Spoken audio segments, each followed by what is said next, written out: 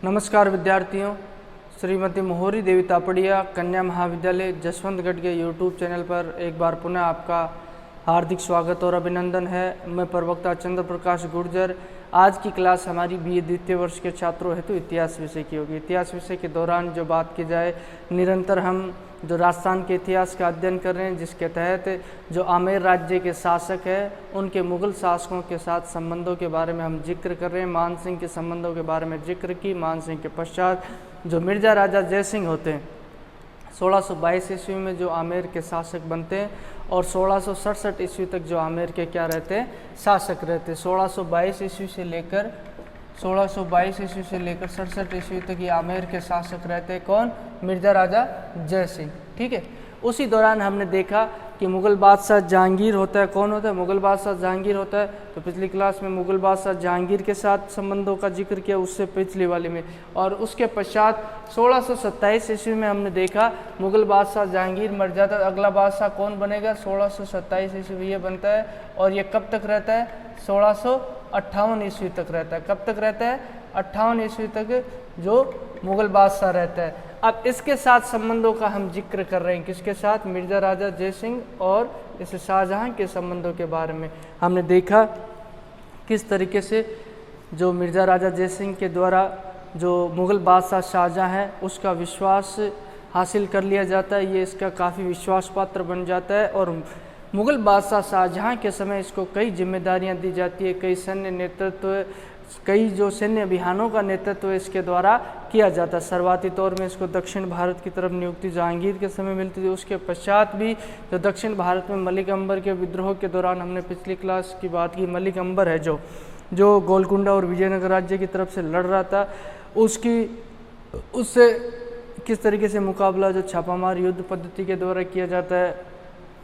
उसके अलावा जो शाहजी भोसले हैं, मराठा सरदार है, उनके साथ भी इसके द्वारा संघर्ष किया जाता है और अपनी जो वीरता और पराक्रम का जो परिचय दिया जाता है, जिससे मुगल बादशाह शाहजहां काफ़ी प्रसन्न होता है और मुगल बादशाह शाहजहां के द्वारा इसे सम्मान स्वरूप कई जो भेंटें भी प्रदान की जाती है और इसका मनसब भी निरंतर इसकी वृद्धि कर दी जाती है। ठीक है।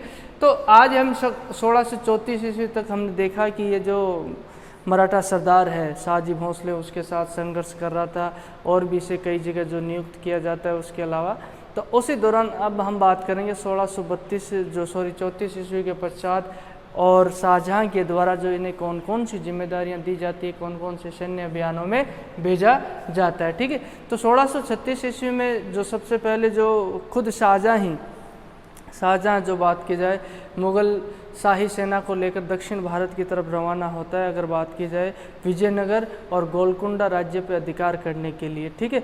तो उस वक्त विजयनगर और गोलकुंडा राज्य की तरफ से जो मलिक अंबर युद्ध लड़ रहा था और मलिक अंबर ने जो मुगल बादशाह शाहजहां है उसकी नाक में काफ़ी दम कर रखा था। तो उसी दौर हालांकि मलिक अंबर के विरुद्ध पूर्णतः सफलता जो शाहजहां को भी नहीं मिल पाती है अगर बात की जाए तो उसी दौरान जब शाहजहां खुद शाही सेना लेकर जो दक्षिण भारत जाता है तो उसी वक्त साथ में किसे लेकर जाता है? मिर्जा राजा जयसिंह को भी अपने साथ में एक सैन्य अधिकारी, सेना नायक के और एक सलाहकार के रूप में साथ में लेकर जाता है। अब उसी दौरान जो इन दोनों के मध्य जो बात की जाए, इन विजयनगर गोलकुंडा की सेनाओं और मुगल सेना के मध्य जो संघर्ष होता है उसमें जो मुगल सेना का जो अग्रिम भाग होता है उसका अग्रभाग जिसे हरावल भी कहा जाता है, पीछे के भाग को चंद्रावल कहा जाता है। जो सैन्य टुकड़ी होती है, सेना लड़ती है तो एक आगे की सेना रहती है। ठीक है। एक पीछे की सेना रहती है। आगे वाली तो हरावल होगी। ठीक है।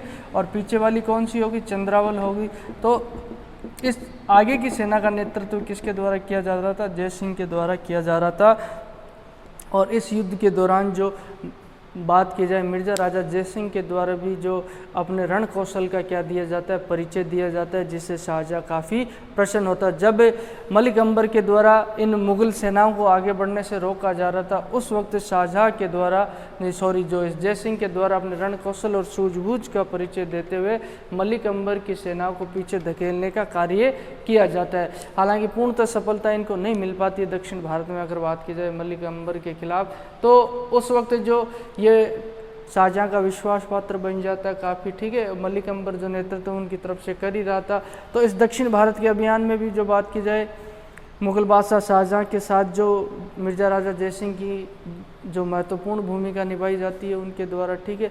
और उसके पश्चात जो गौड़ प्रदेश का क्षेत्र है, गौड़ प्रदेश की अगर बात की जाए तो ये उड़ीसा बंगाल का जो क्षेत्र है, उस गौड़ प्रदेश में जो सैन्य अभियान किया जाता है मुग़ल बादशाह के द्वारा, जो मुग़ली शाही सेना भेजी जाती है मुग़लों शाही, उस समय जो यहाँ जो मुग़लों की पराजय काफ़ी दुष्कर लग रही थी, यानी काफ़ी मुश्किल लग रही थी। उस वक्त जो यहाँ पे जो जयसिंह भी इनके साथ में था और इनके द्वारा जो अपनी सूझबूझ और रण कौशलता का परिचय देते हुए जो मुग़ल सेना की जो विजय जो असंभव लग रही थी उसको संभव में बदल दिया और मुग़लों की यहाँ क्या होती है, विजय होती है और इसके द्वारा दिलाई जाती है। इससे शाहजहाँ भी काफ़ी प्रसन्न होता है। शाहजहाँ के द्वारा जो प्रसन्न होने पर कई सम्मान स्वरूप इन्हें उपहार और भेंट प्रस्तुत की जाती है। साथ में ही जो आमेर राज्य के पास के क्षेत्र चाकसू और अजमेर का क्षेत्र क्या कर दिया जाता है, इन्हें प्रदान कर दिया, वो जागीर किसे प्रदान कर दी जाती है, मिर्ज़ा राजा जयसिंह को प्रदान कर दी जाती है। यानी कि मुग़ल दरबार में इनके द्वारा जो अपनी प्रतिष्ठा को काफ़ी बढ़ा लिया जाता है। अगर बात की जाए मुग़ल दरबार में इनकी प्रतिष्ठा काफ़ी और हैसियत काफ़ी बढ़ी हुई थी, तो इनके द्वारा निरंतर उसे बढ़ाने का प्रयास किया जाता है और ये मिर्ज़ा राजा जयसिंह इसमें सफल भी होते हैं। उसके अलावा जो कंधार का अभियान है, अगर बात की जाए कंधार अफ़गानिस्तान की तरफ, उसके लिए जो इन्हें जो नियुक्त किया जाता है, ठीक है, किसके साथ किया जाता है, शुजा के साथ। शुजा जो किसका पुत्र होता है, शाहजहाँ का। दारा, मुराद, ये शुजा, औरंगजेब चार होते ना। जब उत्तराधिकारी संघर्ष के बारे में हमने पढ़ा था, जसवंत सिंह जो मारवाड़ के शासक थे, उनके द्वारा जो उत्तराधिकारी संघर्ष में क्या लिया जाता था, भाग लिया जाता है। और धर्मत वाला जो युद्ध हुआ था, जो हमने पीछे जो मारवाड़ राज्य को पढ़ा था, उसके तहत भी इस बात का जिक्र किया था। शाहजहाँ के चारों पुत्रों में जो उत्तराधिकारी संघ, ये जो शाहजहाँ के चार पुत्र थे, दारा, मुराद, शुजा और औरंगजेब, उनमें जो शुजा को जो बात की जाए कंधार अभियान के लिए भेजा जाता है। इधर हमने देखा निरंतर मुग़ल बादशाहों के शासनकाल में जो अफ़गान शासक है, अफ़गानों का विद्रोह निरंतर होता रहता है, ठीक है। तो इसके लिए इसे मिर्ज़ा राजा जयसिंह को साथ में भेजा। उसी वक्त इनके द्वारा जो इसे मिर्ज़ा राजा की उपाधि प्रदान की जाती है। कौन करता है, शाहजहाँ। किसको करता है प्रदान, ये जयसिंह को प्रदान करता है। जयसिंह को मिर्ज़ा राजा की उपाधि किसके द्वारा दी जाती है। अगर प्रतियोगिता परीक्षा की दृष्टि से देखा जाए तो ये क्वेश्चन काफ़ी महत्वपूर्ण है। तो मिर्ज़ा राजा की उपाधि जयसिंह को मुग़ल बादशाह शाहजहाँ के द्वारा क्या की जाती है, प्रदान की जाती है, ठीक है। उसके अलावा जो शाहजहाँ के द्वारा जो 1647 ईस्वी में मध्य एशिया का जो अभियान किया जाता है, योजना बनाई जाती है, उसकी ये योजना हालांकि पूर्णतः सफल नहीं हो पाती है। तो उस अभियान में भी जयसिंह किसके साथ में होता है, मुग़ल बादशाह शाहजहाँ के साथ में होता है, ठीक है। उसके अलावा जो अफ़गानों के विरुद्ध नियुक्त किया जाता है, जो अफ़गान है, अफ़गानों का विद्रोह पहले भी तुम देखो, कांधार, काबुल के क्षेत्र में अफ़गानों का निरंतर विद्रोह होता रहता है। पठान, जो अफ़गान किसे कहते हैं, जो पठान जाति होती है, ठीक है। लोधी वंश के शासक कौन थे, पठानी थे। शेर शाह सूरी कौन था, अफ़गान जिसे कहते हैं वो पठानी तो था। तो उनके विरुद्ध जो इसको 10 वर्षों तक नियुक्त किया जाता है, किसको, जयसिंह जो 10 वर्षों तक इनके विरुद्ध कार्य करता है और अफ़गानों को दबाने में काफ़ी हद तक सफल होता है, जिससे शाहजहाँ काफ़ी प्रसन्न होता है। और इसे जो शाहजहाँ की जो बात की जाए, जो कांधार है, पेशावर है, कांगड़ा के क्षेत्र में 10 वर्षों तक नियुक्ति की जाती है और अफ़गानों के विरुद्ध भी इसके द्वारा मोर्चा संभाला जाता है। किसके द्वारा, मिर्ज़ा राजा जयसिंह के द्वारा, ठीक है। और इसी दौरान जो बात की जाए 1650 ईस्वी में जो कीरत सिंह है, ये कीरत सिंह कौन है, जो इस मिर्ज़ा राजा जयसिंह का पुत्र है। शाहजहाँ के द्वारा प्रसन्न होने पे जो इसकी पदवर्दी कर दी जाती है और इसे मेवात का फौजदार भी नियुक्त कर दिया जाता है, ठीक है। और 1651 ईस्वी में पुनः जो कांधार के क्षेत्र में जो हम देखते हैं कि अशांति रहती है, अव्यवस्था रहती है, तो कांधार के क्षेत्र में पुनः जो सादुल्ला खां को भेजा जाता है। उसके साथ में जो बात की जाए किसको भेजा जाता है, मिर्ज़ा राजा जयसिंह को भी नियुक्त कर दिया जाता है कांधार के क्षेत्र में जो अफ़गानों का विद्रोह तो उसे दबाने के लिए, ठीक है। और उसके अलावा जब इसका पुत्र सुलेमान शिको है, जो बात की जाए जो शुजा है, ठीक है, दारा मुराद शुजा, सुलेमान शिको ये इसका पुत्र नहीं है, सॉरी बात की, सुलेमान शिको को जो काबुल का सूबेदार नियुक्त किया जाता है, उसी के साथ में जो किसको भेजा जाता है, मिर्ज़ा राजा जयसिंह को भी भेजा जाता है जो काबुल की सूबेदारी देखने के लिए, ठीक है। और उसके अलावा जो 1656 ईस्वी में जो इनके पुत्रों के मध्य उत्तराधिकार संघर्ष होता है, उत्तराधिकार संघर्ष किसके पुत्रों के मध्य होता है, शाहजहाँ के पुत्रों में, दारा मुराद शुजा, ठीक है। दारा, मुराद, शुजा और औरंगजेब, ठीक है, इन पुत्रों के मध्य जो उत्तराधिकारी संघर्ष होता है। इस संघर्ष में जब शुजा अपनी सेना लेकर जो आगरा की तरफ बढ़ता है तो उसी दौरान जय सिंह के द्वारा जो शुजा को बनारस के पास बढ़कर जो पराजित कर दिया जाता है, शुजा को वापस खदेड़ दिया जाता है। उसी वक्त जो बात की जाए मुग़ल बादशाह शाहजहाँ जय सिंह से काफ़ी प्रसन्न होता है और उसी दौरान इसका वंश बढ़ाकर किसका, जय सिंह का 6000 जात और 6000 सवार कर दिया जाता है। और अंततः हम देखते हैं किस तरीके से जो उत्तराधिकारी संघर्ष में किसकी विजय होती है। हमने पढ़ा था ना, जसवंत सिंह के दौरान मारवाड़ राज्य के दौरान औरंगजेब की विजय होती है और उसी दौरान जब अगला बादशाह कौन बन जाता है, शाहजहाँ को बंदी बना लिया जाता है, ठीक है, और सिंहासन पर बैठता है औरंगजेब। और उसी दौरान औरंगजेब से 25 जून 1658 ईस्वी में जो जय सिंह के द्वारा मथुरा में क्या की जाती है, भेंट की जाती है और उसे पूर्ण सहयोग का आश्वासन दिया जाता है क्योंकि वह मुग़ल बादशाह बन जाता है, सिंहासन पर बैठ जाता है। तो उसके पश्चात इस तरीके से इनके संबंध रहते हैं शाहजहाँ और किसके, मिर्ज़ा राजा जय सिंह के। अब जो अगला मुग़ल बादशाह रहता है 1658 ईस्वी में बनता है औरंगजेब, उसके और जय सिंह के जो संबंधों का जिक्र करेंगे हम अगली क्लास में अगर बात की जाए तो।